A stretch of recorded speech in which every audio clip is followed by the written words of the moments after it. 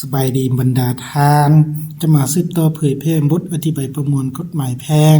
ซึ่งจะมาลงลึกในมาตรา131ขอบเขตการเคลื่อนไหวของมูลนิธิมีขอบเขตการเคลื่อนไหวดังนี้ 1. มูลนิธิที่เคลื่อนไหวในขอบเขตทั่วประเทศ 2. มูลนิธิที่เคลื่อนไหวในขอบเขตแกลงนครหลวง 3. มูลนิธิที่เคลื่อนไหวในขอบเขตเมืองเทศบาลนครตัวนี้ถือว่าเป็นเนื้อหาของมาตรา131เนาะและต่อมาจุดประสงค์ของมาตรานี้ก็เพื่อกำหนดเกี่ยวกับประเภทและขอบเขตการเคลื่อนไหวของมูลนิธิตัวนี้ถือว่าเป็นจุดประสงค์ของมาตรานี้และต่อมาตัวอย่างที่1มูลนิธิคนพิการหูกขขสร้างตั้งขึ้นอยู่แขวงง้อมูลนิธิกขขมีจุดประสงค์เพื่อช่วยเหลือคนพิการหูด้วยการสอนให้ผู้พิการหูใช้ภาษามือและส่งเสริมการใช้ภาษามือสำหรับคนพิการในขอบเขตทั่วประเทศ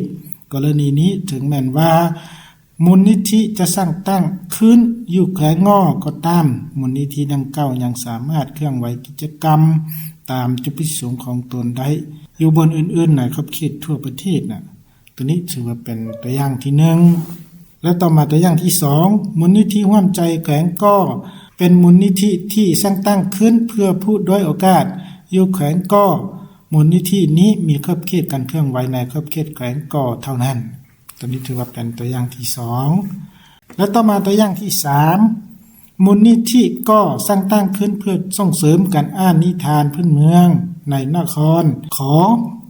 มูลนิธินี้มีขอบเขตการเคลื่อนไหวเฉพาะแต่อยู่นครขอเท่านั้นตัวนี้ถือว่าเป็นตัวอย่างที่3นะถือว่าเป็นทาง3แต่อย่างที่ประกอบใส่มาตรา131อย่างละเอียดพอสมควรนะฉะนั้นการเผยแพร่มาตรา131มาวันนี้ก็ได้สิ้นสุดลงเพียงเท่านี้นะขอบใจ